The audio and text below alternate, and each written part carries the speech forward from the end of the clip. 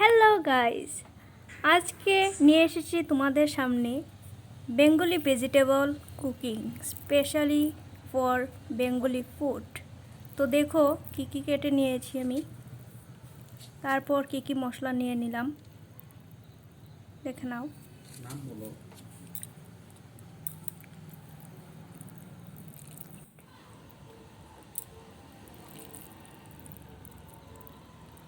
সবজিগুলি ধুয়ে নিলাম, তারপর নিয়ে নিলাম কাঁচামরিচ এবং আদা।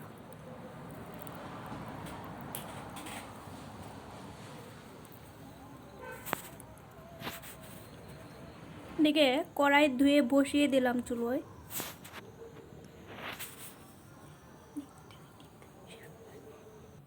এখন দেখো কাঁচামরিচগুলো একটু ছেঁচে নিলাম আর আদাটা একটু ছেঁচে বা বেটে নিলাম।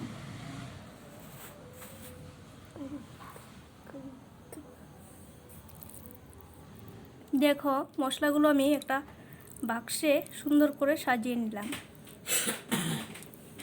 সম্বাসের জন্য লাল মরিচ লাগবে, পাঁচফোড়ন লাগবে, এছাড়া আছে হলুদ, জিরে গুঁড়ো, ধনে গুঁড়ো। এখন আমি সম্বাসের জন্য সরিষার তেল নিয়ে নিলাম। একটু সরিষার তেল পরিমাণ মতো এতে দিয়ে দেব। কড়াই গরম হয়ে গেছে, খুব একটা দরকার নেই, মোটামুটি একটা দিলেই হবে। কড়াইটা গরম হয়ে গেলে, তেলটা গরম হয়ে গেলে কাঁচা লাল মরিচ দিয়ে দিলাম, শুকনো লঙ্কাগুলো একটু ভেজে নেব। তারপর দিয়ে দেবো এতে পাঁচফোড়ন, 1 টেবিল স্পুন পাঁচফোড়ন নিয়ে নিলাম, এতে দিয়ে দিলাম। দেখুন কি সুন্দর ফুটছে। তারপর এতে মরিচ, আদা এগুলো বাটা অবস্থায় রয়েছে, এগুলো দিয়ে দেব। প্রথমে দিয়ে দিলাম আমি আদা বাটা।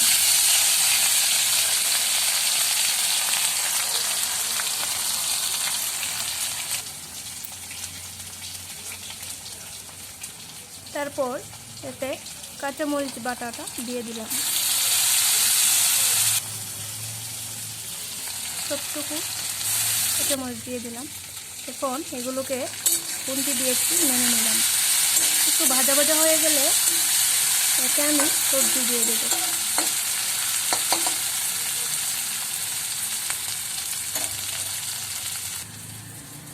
এই দেখুন আমার ধোয়া সবজিগুলো আছে ঝুড়িতে, এগুলো এখন আমি কড়াইতে দিয়ে দেব।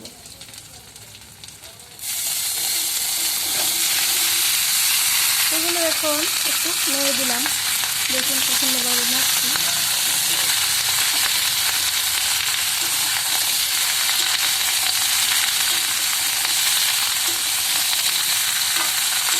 তারপরে একে একে সবগুলো মশলা দিয়ে দেবো, লবণ, হলুদ, জিরে এগুলো সবগুলো দিয়ে দেবো। একটু ভেজে দেবেন, দেখবেন আস্তে আস্তে। এ দেখো এখানে সব ধরনের মশলা আছে। প্রথম নিয়ে নিলাম সামান্য পরিমাণে হলুদ, যতটুকু লাগবে। তারপর ধনে গুঁড়ো 1 টেবিল স্পুন নিয়ে নিলাম, এটা তরকারিতে দিয়ে দিলাম। তারপর জিরে গুঁড়ো একটু কম করে দিতে হবে।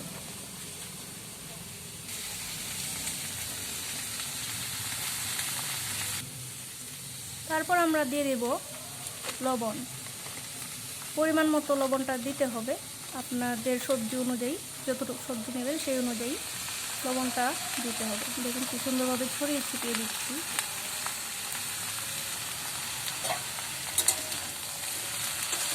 এখন আমি সবগুলো সুন্দর করে নেড়ে ঢেকে দেব। দেখুন কীভাবে নাড়ছি।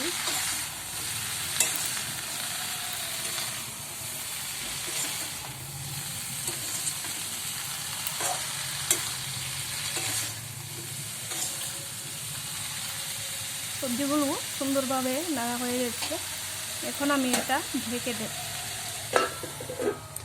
প্রায় 5 মিনিটের জন্য। একটু কম আছে, দেখুন চুলার আঁচটা একটু কমিয়ে দিয়েছি।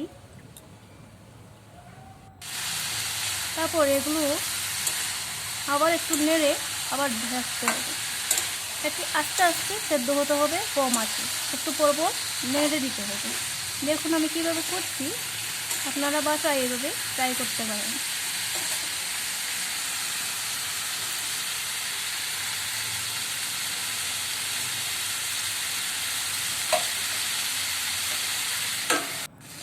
ঢাকনাটা তুলে আমি আবার একটু নেড়ে দেব। এতক্ষণে সবজিগুলো মোটামুটি একটা সেদ্ধ ভাব হয়ে আসছে। এটা রান্না করতে ধরুন আধা ঘন্টা মতো সময় লাগবে, তাহলে রান্নাটা সুস্বাদু হবে। বন্ধুগণ, যদি আমার কুকিং ভিডিও আপনাদের পছন্দ হয় অবশ্যই আমার চ্যানেলটি সাবস্ক্রাইব করবেন।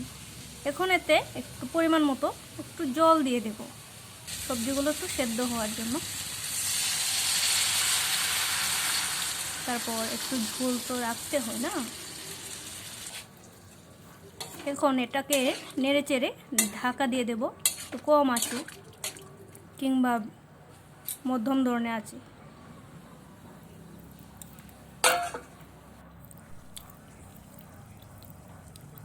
সবজিগুলো মোটামুটি প্রায় সেদ্ধ হয়ে এসেছে, ধোয়া উঠছে।